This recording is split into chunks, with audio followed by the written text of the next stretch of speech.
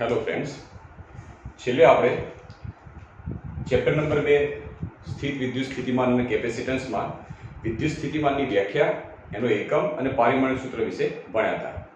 એની વ્યાખ્યા તમને ફરીથી યાદ કરાવી દઉં કે વિદ્યુત સ્થિતિમાનની વ્યાખ્યા એવી હતી કે કોઈ વિદ્યુત ભાર હતો. આ વિદ્યુત ભારનું વિદ્યુત ક્ષેત્ર અનંત સુધી બધી બાજુ ત્રિજ્યાવર્તી દિશામાં વિતરાયેલું હતું, વિખેરાયેલું હતું. હવે કોઈ એક પરીક્ષણ વિદ્યુત ભારને અનંત અંતરેથી વિદ્યુત ક્ષેત્રના આપેલા બિંદુ સુધી લાવવો છે. તો આ દરમિયાન વિદ્યુત ક્ષેત્રની વિરુદ્ધ દિશામાં આપણે કાર્ય કરવું પડે છે. તો આ વિદ્યુત ક્ષેત્રની વિરુદ્ધ દિશામાં જે કાર્ય કરવું પડશે એ કાર્યને આપણે વિદ્યુત સ્થિતિમાન તરીકે ઓળખીએ છીએ. તો વ્યાખ્યા આપણે આવી રીતે બનાવી હતી કે એકમ ધન વિદ્યુત ભારને અનંત અંતરેથી વિદ્યુત ક્ષેત્રના આપેલા બિંદુ સુધી લાવવા માટે, આપેલા બિંદુ સુધી વિદ્યુત ક્ષેત્રની વિરુદ્ધ લાવવા માટે કરવા પડતા કાર્યને તે બિંદુ પાસેનું વિદ્યુત સ્થિતિમાન કહેવાશે. જેનો આપણે એકમ લખ્યો તો ટૂંકમાં આપણે એકમ આવી રીતે બનાવ્યો તો કે V બરાબર W ભાગ્યા Q. વિદ્યુત ભાર ને એકમ વિદ્યુત ભાર પર થતું કાર્ય જેને વિદ્યુત સ્થિતિમાન કહેવાશે. જેનો આપણે એકમ બનાવ્યો તો જૂલ પ્રતિ કુલમ અથવા તો ટૂંકમાં કહીએ તો વોલ્ટ. આ એનો એકમ હતો અને છેલ્લે આપણે એનું પારિમાણિક સૂત્ર પણ ભણ્યા હતા. બરાબર છે. હવે થોડું આગળ જઈએ. હવે ટાઇટલ છે, નવી થિયરી આ પ્રમાણેની છે કે બિંદુવત વિદ્યુત ભારના વિદ્યુત ક્ષેત્રમાં r અંતરે રહેલું કોઈ પણ બિંદુ હોય તે બિંદુ પાસે મારે વિદ્યુત સ્થિતિમાન શોધવું છે. ટાઇટલ સમજજો પહેલા કે કોઈ બિંદુવત વિદ્યુત ભાર હોય એનું વિદ્યુત ક્ષેત્ર આપેલું છે. એ વિદ્યુત ક્ષેત્રમાં બિંદુવત વિદ્યુત ભારથી r અંતરે કોઈ બિંદુ આપી દીધું હોય તો તે બિંદુ આગળ મારે વિદ્યુત સ્થિતિમાન કેટલું હશે એ આપણે શોધવું છે. તો એ શોધવા માટે આપણે આકૃતિ દોરી લઈએ કે માની લો કે બિંદુવત વિદ્યુત ભાર એક લઈ લઈએ. તો ધારો કે આ જગ્યાએ આપણે એક બિંદુવત વિદ્યુત ભાર લઈ લઈએ. આ બિંદુવત વિદ્યુત ભારને આપણે નામ આપીએ +Q બિંદુવત વિદ્યુત ભાર. હવે આ બિંદુવત વિદ્યુત ભારને આપણે યામાક્ષ પદ્ધતિમાં મૂકવાનું. મેં તમને ગઈકાલે પણ કીધું હતું કે આપણી એનસીઈઆરટી ની બુકની અંદર વિદ્યુત ભારનું જે સ્થાન બતાવ્યું છે એ ઉગમ બિંદુ ઉપર બતાવેલું છે, પણ યામાક્ષ પદ્ધતિ બતાવેલી નથી. જે આપણે માની લેવાનું કે વિદ્યુત ભાર એ યામાક્ષ પદ્ધતિના ઉગમ બિંદુ ઉપર પડેલો છે. હવે આ વિદ્યુત ભાર બિંદુવત વિદ્યુત ભારનું વિદ્યુત ક્ષેત્ર બધી જ દિશામાં દૂર તરફ ત્રિજ્યાવર્તી દિશા તરફ જતું હશે. તો આમાંથી કોઈ એક માર્ગ પકડીએ. ધારો કે આ વિદ્યુત ભાર છે એનાથી કોઈ r જેટલા અંતરે બિંદુ P આપણે વિચારી લઈએ. r જેટલા અંતરે તમે કોઈ બિંદુ P વિચારી લો. આ બિંદુ P પાસે મારે વિદ્યુત સ્થિતિમાન શોધવું છે. વિદ્યુત સ્થિતિમાન તો ત્યારે જ મળશે, મારે બિંદુ P પાસે વિદ્યુત સ્થિતિમાન શોધવું છે. તો વિદ્યુત સ્થિતિમાન ક્યારે મળે કે જો મારે બિંદુ P પાસે વિદ્યુત સ્થિતિમાન શોધવું હોય તો મારે એક પરીક્ષણ વિદ્યુત ભાર લેવો પડે. પરીક્ષણ વિદ્યુત ભારને મારે અનંત અંતરેથી ગતિ કરાવતો P બિંદુ આગળ લાવવો પડે અને એ દરમિયાન જે કાર્ય થાય એ કાર્ય સ્વરૂપનું વિદ્યુત સ્થિતિમાન મળે. ટૂંકમાં વિદ્યુત સ્થિતિમાન આવી રીતે શોધાય. તમારે જો કોઈ પણ બિંદુવત વિદ્યુત ભારના બધી બાજુના વિસ્તારમાંથી કોઈ પણ બિંદુએ જો વિદ્યુત સ્થિતિમાન શોધવું હોય તો પરીક્ષણ વિદ્યુત ભાર વિચારવાનો. એ પરીક્ષણ વિદ્યુત ભારને અનંત અંતરેથી ગતિ કરાવી અને તે બિંદુ આગળ લાવવાનો. એ દરમિયાન જે કાર્ય થાય એ કાર્ય એટલે વિદ્યુત સ્થિતિમાન. તો જો મારે P બિંદુ આગળનું વિદ્યુત સ્થિતિમાન શોધવું હોય તો અનંત અંતરેથી મારે કોઈ પરીક્ષણ વિદ્યુત ભારને લાવવો પડશે. તો માની લઈએ કે અનંત અંતરે આ જગ્યાએ આ અનંત અંતર છે, આ જગ્યાએ ઇન્ફાઇનાઇટ અનંત અંતર. અનંત અંતરેથી કોઈ પરીક્ષણ વિદ્યુત ભારને મારે લાવવો પડે. તો સૌથી પહેલા અનંત અંતરે આપણે પરીક્ષણ વિદ્યુત ભાર Q લઈ લઈએ અને Q ની કિંમત છે 1 કુલમ. આ પણ ધન વિદ્યુત ભાર લઈ લઈએ. પરીક્ષણ વિદ્યુત ભાર તરીકે ધન વિદ્યુત ભાર લઈ લઈએ. હવે પરીક્ષણ વિદ્યુત ભારને અનંત અંતરેથી ગતિ કરાઈ અથવા તો બળ લગાડી અને એ અનંત અંતરેથી P બિંદુ સુધી આપણે લાવવો છે. તો એ દરમિયાન જે કાર્ય કરશે એ કાર્ય એટલે આપણું વિદ્યુત સ્થિતિમાન. તો જો મારે P બિંદુ આગળનું વિદ્યુત સ્થિતિમાન શોધવું હશે તો વિદ્યુત સ્થિતિમાન ત્યારે જ મળશે કે જ્યારે મને કાર્ય મળશે. તો સૌથી પહેલા મારે અનંત અંતરેથી P બિંદુ આગળનું કાર્ય શોધવું પડશે. અને કાર્ય ત્યારે જ મળશે કે જ્યારે હું બળની કિંમત શોધી દઉં તો જ. તો સૌથી પહેલા મારે પરીક્ષણ વિદ્યુત ભારને જ્યારે P બિંદુ આગળ લાવીએ છીએ ત્યારે પ્લસ Q જે બિંદુવત વિદ્યુત ભાર છે એના લીધે કેટલું બળ લાગે છે એ પહેલા મારે શોધી દેવું પડે. બળ મળી જશે અને સૂક્ષ્મ સ્થાનાંતર કરાઈ અને લાવીશું તો સ્થાનાંતર મળી જશે તો કાર્ય મળી ગયું. કાર્યની કિંમત હું આની અંદર મૂકી દઉં. Q તરીકે તો 1 કુલમ લઈ લીધેલો છે તો 1 મૂકું તો વિદ્યુત સ્થિતિમાન મળશે. તો વિદ્યુત સ્થિતિમાન મને કેવી રીતે મળશે? કાર્ય ઉપરથી. અને કાર્ય કેવી રીતે મળશે? વિદ્યુત બળથી. તો સૌથી પહેલું કામ કરવું પડશે, વિદ્યુત બળ કેટલું હશે એ શોધવું પડશે. વિદ્યુત બળ ઉપરથી કાર્ય શોધી કાઢીએ અને કાર્ય ઉપરથી વિદ્યુત સ્થિતિમાન આપણે શોધી કાઢીએ. તો ચલો શરૂઆત કરીએ. તો આટલી જે વિગત કરી આપણે એને આપણે લેખિત સ્વરૂપમાં બતાવી દઈએ. તો સૌથી પહેલા આપણે દર્શાવીએ કે અહીં પ્લસ Q વિદ્યુત ભાર ઉગમ બિંદુ પર પડેલો છે. અહીં પ્લસ Q વિદ્યુત ભાર આપણે ઉગમ બિંદુ ઉપર લઈ લઈએ. ઓકે, ચલો પછી શું કર્યું? પ્લસ Q વિદ્યુત ભારથી મારે r અંતરે આવેલા P બિંદુએ વિદ્યુત સ્થિતિમાન શોધવું છે. તો બીજો પોઈન્ટ પ્લસ Q વિદ્યુત ભારથી r અંતરે આવેલા બિંદુ P પાસે વિદ્યુત સ્થિતિમાન મેળવવું છે. તો એના માટે આપણે સૌથી પહેલા એક પરીક્ષણ વિદ્યુત ભાર લઈ લઈએ જેનું મૂલ્ય 1 કુલમ હોય એવો પરીક્ષણ વિદ્યુત ભાર લઈ લઈએ અને પરીક્ષણ વિદ્યુત ભારને અનંત અંતરેથી P બિંદુ સુધી લાવીએ. હવે માની લો કે પરીક્ષણ વિદ્યુત ભાર આપણે અનંત અંતરે મૂક્યો હતો. એના આપણે શું કરીએ કે જે ધીમે કરતા નજીક લાવતા જઈએ. લાવતા ધારો કે કોઈ એક આ જગ્યા ઉપર લાયા એ બિંદુને આપણે નામ આપી દઈએ P'. P' બિંદુ ઉપર આપણે પરીક્ષણ વિદ્યુત ભારને લાવી દીધા અને પરીક્ષણ વિદ્યુત ભાર એટલે 1 કુલમ વિદ્યુત ભારને આપણે ત્યાં લાવી દીધા. જે P' બિંદુ છે એનું બિંદુવત વિદ્યુત ભારથી ધારો કે અંતર આપણે લઈ લઈએ તો એ અંતર છે માની લો કે r' જેટલું. એટલે આપણે શું કર્યું કે જે પરીક્ષણ વિદ્યુત ભાર અનંત અંતરે હતો એને ગતિ કરાવતા એવા કોઈ સ્થાન ઉપર લાયા કે જે બિંદુને આપણે P' નામ આપ્યું અને આ P' બિંદુ બિંદુવત વિદ્યુત ભારથી r' જેટલા અંતરે હતું ત્યાં આગળ આપણે પરીક્ષણ વિદ્યુત ભારને લાવી દીધો. હવે આ પરીક્ષણ વિદ્યુત ભારને આપણે જ્યારે P' બિંદુ આગળ લાવીશું તો તમે વિચારો કે P' બિંદુ આગળ જ્યારે પરીક્ષણ વિદ્યુત ભાર આવશે તો પરીક્ષણ વિદ્યુત ભાર તો ધન વિદ્યુત ભાર છે. એટલે કે આ ધન વિદ્યુત ભાર, આ પણ ધન વિદ્યુત ભાર, તો બંને ધન વિદ્યુત ભાર થયા અને બંને ધન વિદ્યુત ભાર થાય તો P' બિંદુ ઉપર પડેલો પરીક્ષણ વિદ્યુત ભાર કે જેના ઉપર બિંદુવત વિદ્યુત ભારને લીધે અપાકર્ષી પ્રકારનું બળ લાગશે કારણ કે બંને સમાન છે, સજાતીય છે. સજાતીય હોય તો બંને વચ્ચે અપાકર્ષણનું બળ લાગશે એટલે સ્વાભાવિક છે કે આના ઉપર આવી દિશામાં દૂર તરફ જતી દિશામાં બળ લાગશે. બળ કેટલું હશે એનો આપણે ઉલ્લેખ કરીએ તો અહીં આગળ લખીએ. અહીં બિંદુવત વિદ્યુત ભારથી r' જેટલા અંતરે આવેલા બિંદુ P' પર લાગતું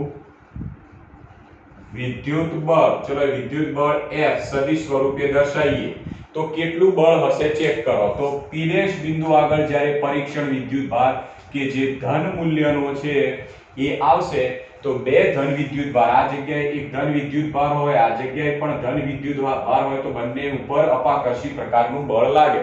અને એ કેટલા મૂલ્યનું હોય તો આ વિદ્યુત ભાર જો Q1 હોય, આ Q2 હોય, બંને વચ્ચેનું અંતર r હોય તો બે વિદ્યુત ભારો વચ્ચેનું અંતર r તો એના ઉપર લાગતું બળ કુલમના નિયમ અનુસાર કે Q1 q2/r² જેટલું હોય તો આ સૂત્ર પ્રમાણેનું બળ લાગશે તો p' બિંદુ આગળ રહેલા પરીક્ષણ વિદ્યુતભાર પર પ્લસ q જે બિંદુવત વિદ્યુતભાર છે એના લીધે અપાકર્ષી પ્રકારનું બળ લાગે છે તો એનું મૂલ્ય થશે k q1 તરીકે આ બિંદુવત વિદ્યુતભાર કે જેનું મૂલ્ય q2 તરીકે પરીક્ષણ વિદ્યુતભાર જેના આપણે પ્લસ q અથવા તો એનું મૂલ્ય 1 કુલમ લઈ લીધેલું છે તો 1 ભાગ્યા આ બંને વિદ્યુતભાર વચ્ચેનું અંતર જેના આપણે r ડેશ સ્વરૂપે લીધું હતું તો r ડેશ સ્ક્વેર. હવે બળ એ સદિશ રાશિ છે તો આપણે મૂલ્ય બતાવ્યું તો સદિશ જ્યારે દર્શાવતા હોય તો મૂલ્ય ગુણ્યા એનો એકમ સદિશ દર્શાવો તો જ આપણે એને સદિશ સ્વરૂપે દર્શાવી શકીએ. તો બળ એ સદિશ રાશિ હતી તો એનું મૂલ્ય તો આપણે બતાવી દીધું પણ બળ કઈ દિશામાં લાગતું છે તો ચેક કરીએ. આપણે જે બિંદુવત વિદ્યુતભાર લઈએ છીએ થોડો મોટી સાઈઝનો લઈએ એટલે ભારે લઈએ. જે પરીક્ષણ વિદ્યુતભાર છે બહુ જ સૂક્ષ્મ અતિ સૂક્ષ્મ લઈ લઈએ. અતિ સૂક્ષ્મ લઈએ કોઈ માની લો કે કોઈ ભારે પથ્થર છે. હવે ભારે પથ્થર ઉપર તમે ધારો કે બોલ લો અને બોલને અથડાવો તો ભારે પથ્થર હશે બોલને અથડાવશો તો બોલ અથડાઈને પાછો જતો રહેશે એટલે બોલ ગતિ કરશે કારણ કે હલકો છે જ્યારે પથ્થર બહુ ભારે હોવાથી ગતિ નહીં કરે તો આ વિદ્યુતભાર ખસવાનો નથી પણ પરીક્ષણ વિદ્યુતભાર આવી દિશામાં જતો રહેશે કારણ કે આના લીધે અપાકર્ષણ લાગશે અને આવી દિશા અને આવી દિશા એ વાસ્તવમાં આ બંને વચ્ચેનું અંતરનો જે સ્થાન સદિશ હતો આવી દિશામાં એટલે આવી દિશા તરફની જશે તો એનો એકમ સદિશ થશે r ડેશ નો એકમ સદિશ. r ડેશ ની દિશામાં આના ઉપર બળ લાગશે. આપણે સ્થાન સદિશ કેવી રીતે દર્શાવીએ છીએ તમને ખબર જ છે. સ્થાન સદિશ કેવી રીતે દર્શાવીએ ધારો કે માની લો કે યામાક્ષ પદ્ધતિ તમે વિચારો આપણે x અને y ની યામાક્ષ પદ્ધતિ લઈએ બરાબર. ધારો કે આ જગ્યાએ કોઈ એક વિદ્યુતભાર q1 હોય તો એનો સ્થાન સદિશ આપણે આવી રીતે એરોથી દર્શાવીએ છીએ કારણ કે ઉગમ બિંદુની સાપેક્ષે જો દર્શાવતા હોય તો ઉગમ બિંદુથી જે વિદ્યુતભાર હોય એની તરફ એરો કરીએ તો આને જો ઉગમ બિંદુ ઉપર લઈ લઈએ અને આ જગ્યાએ વિદ્યુતભાર લઈએ તો આવી દિશામાં એટલે આવી તરફ આપણે એરો કરીએ તો r ડેશ આવી દિશામાં અને આ જે પરીક્ષણ વિદ્યુતભાર ઉપર બળ પણ એ જ દિશામાં લાગે માટે એનો એકમ સદિશ. જો એના વિશે તમારે ચર્ચા કરવી હોય આના વિશે દર્શાવવું હોય તો તમે લખી શકો કે જ્યાં r ડેશ કેપ બરાબર r ડેશ એ વાસ્તવમાં o આ ધારો કે વિદ્યુતભાર રહ્યો એને આપણે o બિંદુ ઉપરનો વિદ્યુતભાર છે બિંદુવત વિદ્યુતભાર o બિંદુ ઉપર છે એવું વિચારી લઈએ તો o થી p ડેશ તરફ r ડેશ મળે છે. o આ બાજુ છે p ડેશ આ બાજુ છે તો o થી p ડેશ તરફની દિશામાં r ડેશ છે તો r ડેશ કેપ શું મળશે o થી p ડેશ ની દિશામાંનો એકમ સદિશ. ઓકે તો r ડેશ વિશેની r ડેશ કેપ વિશેની આપણે આવી રીતે ચર્ચા કરી શકીએ. તો એનો મતલબ એ થયો કે જો પરીક્ષણ વિદ્યુતભારને આપણે p ડેશ બિંદુ આગળ લઈશું તો બિંદુવત વિદ્યુતભારને લીધે એના ઉપર આટલું બળ લાગશે. તો આપણે બળ શોધી કાઢ્યું. આપણે શોધવું છે વિદ્યુત સ્થિતિમાન.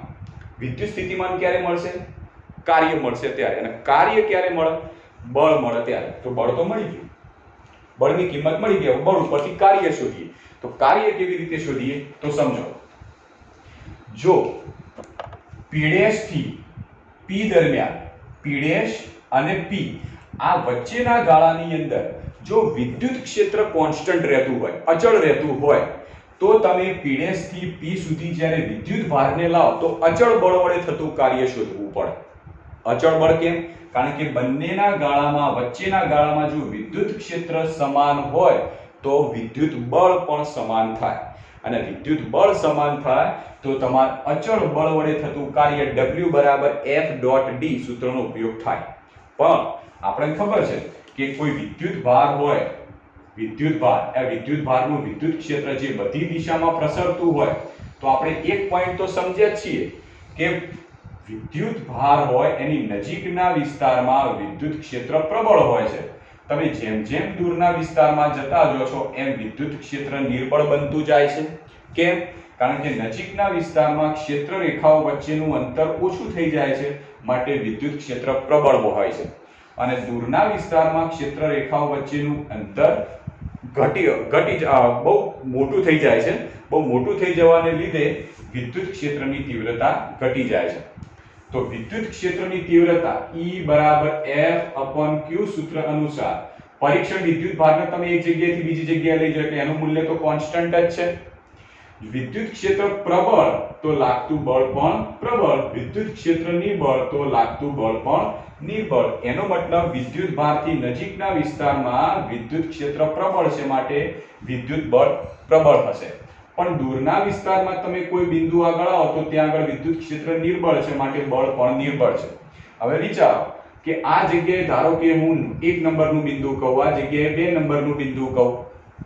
હવે 1 નંબરના બિંદુ આગળ તમે જોશો તો વિદ્યુત ક્ષેત્ર જે છે એના કરતા 2 નંબરના બિંદુ આગળ તમે વિદ્યુત ક્ષેત્ર જુઓ તો પ્રબળ હોવાનું, કારણ કે 2 નંબરનું બિંદુવત વિદ્યુત ભારથી નજીક છે માટે વિદ્યુત ક્ષેત્ર પ્રબળ છે. વિદ્યુત ક્ષેત્ર પ્રબળ છે તો લાગતું બળ પણ વધારે પ્રબળ થશે. તો ટૂંકમાં 1 નંબરના બિંદુ આગળનું બળ ઓછું હશે, 2 નંબરના બિંદુ આગળનું બળ આની સાપેક્ષમાં વધારે હશે.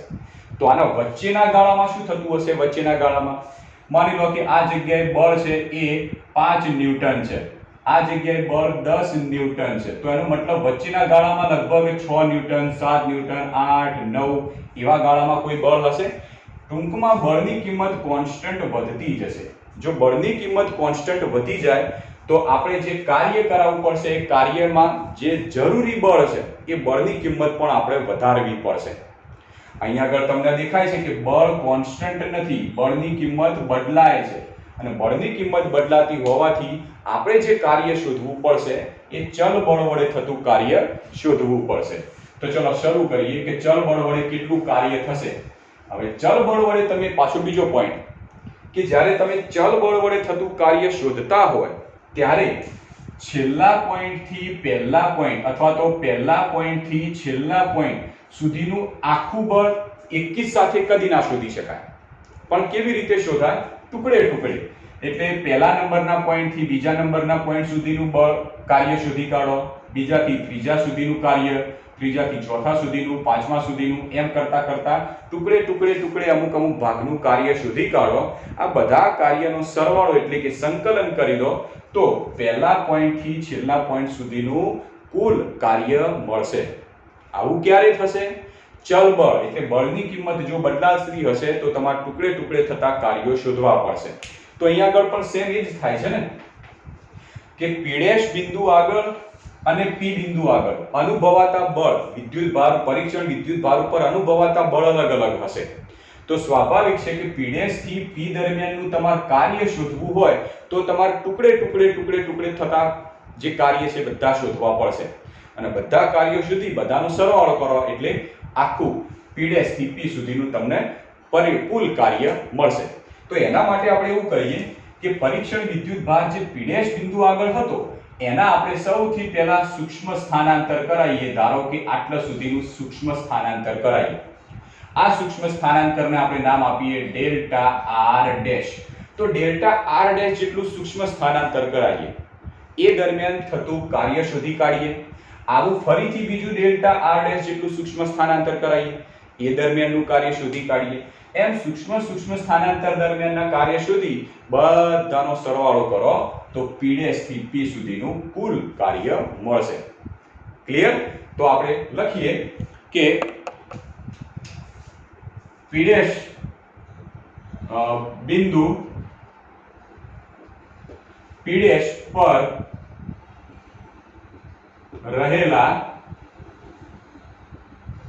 એકમ ધન વિદ્યુત ભારને ડેલ્ટા r' જેટલું સ્થાનાંતર કરાવતા થતું કાર્ય W બરાબર. તો કાર્ય કેટલું હશે? ડેલ્ટા r' જેટલું સ્થાનાંતર કરાવ તો સ્વાભાવિક છે કે કાર્ય W બરાબર મળશે F ડોટ ડેલ્ટા r' થવાનું. તો કાર્ય W આપણે એ પણ સૂક્ષ્મ છે તો માટે એ કાર્યને આપણે ડેલ્ટા W કહીએ, કારણ કે સૂક્ષ્મ સ્થાનાંતર દરમિયાન થતું કાર્ય સૂક્ષ્મ છે માટે ડેલ્ટા W લઈએ. તો ડેલ્ટા W બરાબર સૂત્ર થશે સદિશ F ડોટ સદિશ ડેલ્ટા r'. ક્લિયર? તો આ જે મળ્યું એ સૂક્ષ્મ સ્થાનાંતર દરમિયાનનું કાર્ય મળ્યું. હવે આપણે આ સૂક્ષ્મ સ્થાનાંતર ઘણા બધા કરાવવાના છે તો માટે P' થી P સુધીનું કુલ કાર્ય શોધીએ. તો કુલ કાર્ય કેવી રીતે મળશે? જે સૂક્ષ્મ કાર્ય કર્યું એ સૂક્ષ્મ કાર્ય બધા વખતે એટલું જ થશે. તો આ સૂક્ષ્મ કાર્ય જે રહ્યું એના સંકલન લઈ લો તો p' થી p સુધીનું તમને કુલ કાર્ય મળશે. તો વિધાનમાં લખીએ, હવે બિંદુ p' થી p દરમિયાનનું કુલ કાર્ય તો w બરાબર એ થઈ જશે સંકલન, અને સંકલન થાય ત્યારે ડેલ્ટા થઈ જાય d સ્વરૂપે. તમે સંકલન કરો એટલે જે ડેલ્ટા નામની રાશિ હોય d સ્વરૂપમાં આવી જાય. કિંમત મૂકી દઈએ. સંકલન dw ની કિંમત થશે f ડોટ ડેલ્ટા થઈ જશે d. હવે f ની કિંમત આપણે સમીકરણમાંથી મૂકી દઈએ કેટલું બળ લાગે છે. એના પહેલા અહીંયા લિમિટ મૂકવી પડશે, સંકલનની લિમિટ.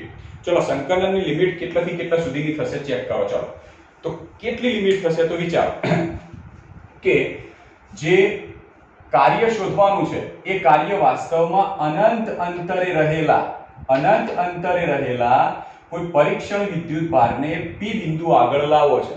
તો કાર્ય તમે અનંત અંતરે રહેલા પરીક્ષણ વિદ્યુત ભારથી p બિંદુ સુધી જ્યારે લાવો છો તો એ દરમિયાનનું તમારે કાર્ય શોધવું પડશે. તો લિમિટ પણ અનંત અંતરેથી જે બિંદુ આગળ લાવો છો ત્યાં સુધીની થશે. માની લો કે અનંત અંતરે પરીક્ષણ વિદ્યુત ભાર પડ્યો તો ત્યાંથી તમે p બિંદુ આગળ લાયા તો એ દરમિયાન થતું કાર્ય શોધો છો તો એ દરમિયાનની લિમિટ કેટલી આવશે? તો પહેલા અનંત અંતરે પડ્યો તો ઉગમ બિંદુથી એનું અંતર થશે ઇન્ફાઇનાઇટ. થી તમે એને કઈ જગ્યાએ લાવો છો? p બિંદુ આગળ. તો p બિંદુ આગળ ઉગમ બિંદુથી આનું અંતર કેટલું છે? r જેટલું. તો લિમિટ થશે ઇન્ફાઇનાઇટ ટુ r. કેવી રીતે નક્કી કરી? ફરીથી કહું છું કે વિદ્યુત ભારને અનંત અંતરેથી p બિંદુ આગળ લાવો છે એ દરમિયાનનું કાર્ય શોધવું છે. તો પહેલા વિદ્યુત ભાર ક્યાં પડ્યો તો? અનંત અંતરે. તો અનંત અંતરે પડ્યો તો એની પહેલી લિમિટ કેટલી થશે? ઇન્ફાઇનાઇટ. ત્યાંથી આપણે લાવીએ છીએ p બિંદુ આગળ, અને p બિંદુ આગળ લાવો છો તો ઉગમ બિંદુથી એનો સ્થાન સદિશ થશે r. તો બીજી લિમિટ થઈ r સુધીની. તો ઇન્ફાઇનાઇટ થી r સુધીની આપણે લિમિટ મળશે કાર્ય w ની. ક્લિયર? તો therefore w બરાબર સંકલન ઇન્ફાઇનાઇટ થી r f ડોટ dr. એના નામ લખાશે f dr cos theta. Okay, પછી આપણે કિંમત મૂકીએ. therefore w બરાબર સંકલન ઇન્ફાઇનાઇટ થી r. ઓકે, r તરીકે dr તરીકે dr ડેશ છે. હવે થીટા તરીકે શું થશે? f અને dr ડેશ વચ્ચેનો ખૂણો. તો થીટા જો dr ડેશ એટલે સ્થાનાંતર તમે આવી દિશામાં કરાવો છો, બળ એ વિદ્યુત બળ આવી દિશામાં. તો સ્થાનાંતર અને વિદ્યુત બળ પરસ્પર વિરુદ્ધ સાઈડ છે. તો આ રીતે થશે f dr dash cos 180 degree. therefore w બરાબર સંકલન ઇન્ફાઇનાઇટ થી r cos 180. cos 180 બરાબર થાય -1. તો minus f into dr dash. તો w બરાબર -12 લઈ લઈએ ઇન્ફાઇનાઇટ થી r. હવે f એ બળનું મૂલ્ય છે. તો બળનું આ જે બળ છે એ બળનું મૂલ્ય, તો મૂલ્ય કેટલું છે? કે q ભાગ્યા r dash square into dr dash. Clear? હવે આમાંથી જે અચળ છે બહાર લઈ લઈએ. તો w બરાબર માઈનસ k અચળ q અચળ સંકલનમાં વધશે ઇન્ફાઇનાઇટ થી r 1/r dash square into dr dash. Clear? હવે આ જે સંકલન 1/dr ડેશ 1/r ડેશ છે એનું સંકલન કેવી રીતે થશે? તો એ મેળવવા માટે આપણે આટલો ભાગ કાઢી દઈએ. હવે સંકલનની અંદર જે પદ લખેલું છે એ જુઓ. તો સંકલનમાં પદ આપણે આવી રીતે લખેલું છે કે સંકલન, ચલો 1/r ડેશ અથવા તો 1/r જ વિચારો. બરાબર, તમને સંકલન શીખવાડું 1/r² ઇન્ટુ dr છે. તો આનું સંકલન કેવી રીતે કરવું? તો આના આ રીતે લખાય કે r ની -2 ઘાત ઇન્ટુ dr. r ની -2 ઘાત ઇન્ટુ dr થશે. ઓકે, હવે r ની -2 ઘાત સંકલન કરવું છે તો શું થશે? તો r ની -2 ઘાત નું થશે r ની -2 પ્લસ 1 છેદમાં -2 પ્લસ 1. તો આ થયું r નું સંકલન. r નું સંકલન થશે r ની -2 + 1 છેદમાં -2 + 1. તો હવે આ થશે r ની -1 ઘાત છેદમાં -1. ક્લિયર? તો આમ લખાશે -r ની -1 ઘાત, તો -1/r પણ લખાય, તો લખાશે -1/r. તો સીધું જ આપણે આનું સંકલન મૂકી દઈએ. યાદ રાખો મિત્રો કે આ જે પદ ઉપરથી આપણે આ પદ લખ્યું છે, માની લો કે r ની -2 છે, એના બદલે ધારો કે r ની -4 ઘાત હોત તો શું થાત? તો એ થાત -4 + 1 છેદમાં -4 + 1. જે ઘાત હોય એની સાથે +1, જે ઘાત હોય એની સાથે +1 એ જ પદ છેદમાં. બરાબર? તો આપણે ખબર પડી કે 1/r² * dr હોય તો આનું સંકલન થાય -1/r. તો એ પ્રમાણે પેલાનું કરીએ તો શું થશે? તો therefore w - kq. આનું સીધું સંકલન 1/r². જો 1/r² હોય તો -1/r થાય, તો 1/r² હોય તો 1/r પણ કેવા? માઈનસ. બરાબર? આ રીતે લખી શકીએ. લિમિટ આવશે ઇન્ફાઇનાઇટ થી r સુધી. હવે વિસ્તરણ કરીએ થોડું અંદર.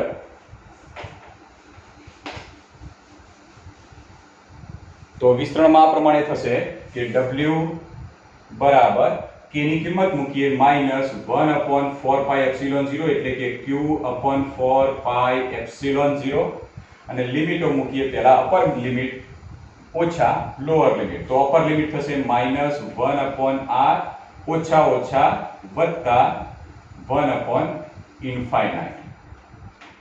તો w બરાબર -q/4πε0. 1/∞ તો 0 થઈ જવાના છે, તો વધશે -1/r. therefore w બરાબર આમ લખાય -+ q/4πε0 r. તો આટલું કાર્ય આપણને મળ્યું. ખ્યાલ આવી ગયો? તો કાર્યની કિંમત મળી ગઈ. હવે કાર્ય ઉપરથી આપણે શોધવાનું છે તે બિંદુ પાસેનું વિદ્યુત સ્થિતિમાન. તો આપણે અહીંયા લખીએ પોઈન્ટમાં કે બિંદુ P પાસેનું વિદ્યુત સ્થિતિમાન. બિંદુ P પાસેનું વિદ્યુત સ્થિતિમાન સૂત્ર આપણે જાણીએ છીએ. કયું? V = W/Q. તો એકલા W લખાશે. કેમ? કારણ કે Q બરાબર કેટલા છે? 1 કુલમ, એકમ ધન વિદ્યુત ભાર લેવાનો છે. તો therefore V બરાબર પણ એ જ થવાના, q/4πε0 r. અથવા તો આમ પણ લખાય V બરાબર 1/4πε0 મતલબ થશે k q/r. તો આ વિદ્યુત સ્થિતિમાનનું સૂત્ર મળ્યું. કોઈ પણ બિંદુ આગળ તમારે જો વિદ્યુત સ્થિતિમાન શોધવું હોય તો આ સૂત્રનો ઉપયોગ કરીએ છીએ. જેમ કોઈ વિદ્યુત ભારથી કોઈ પણ જગ્યાએ વિદ્યુત ક્ષેત્ર શોધવું હોય તો સૂત્ર જાણીએ છીએ કે E = kq/r². કોઈ પણ બિંદુ આગળ વિદ્યુત ક્ષેત્ર શોધવું હોય તો આપણે આ સૂત્ર જાણીએ છીએ. આમ કોઈ પણ બિંદુ આગળ વિદ્યુત સ્થિતિમાન શોધવું હોય તો આ સૂત્ર આપણને મળશે. હવે એક મહત્વનો પોઈન્ટ આપણે ડિસ્કસ કરવાનો છે. કયો મહત્વનો પોઈન્ટ? થિયરી અહીંયા પૂરી થઈ ગઈ. બિંદુ પાસેનું વિદ્યુત સ્થિતિમાન, આ જગ્યાએ થિયરી પૂરી. હવે મહત્વનો પોઈન્ટ આપણે ડિસ્કસ કરીએ. કયો? તો પોઈન્ટ આવશે કે જો બિંદુવત વિદ્યુત ભાર તમે ધન વિદ્યુત ભાર લીધેલો હોય, જો બિંદુવત વિદ્યુત ભાર ધન હોય તો એના લીધે મળતું કોઈ પણ બિંદુ આગળનું વિદ્યુત સ્થિતિમાન ધન થાય. પણ જો બિંદુવત વિદ્યુત ભાર ઋણ હોય તો એના લીધે કોઈ પણ બિંદુ આગળ મળતું વિદ્યુત સ્થિતિમાન હંમેશા કેવું હોય? ઋણ હોય. તો અહીં આગળ આપણે લખી શકીએ મોસ્ટ IMP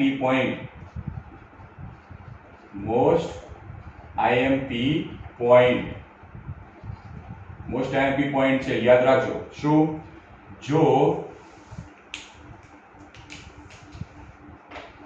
જો બિંદુવત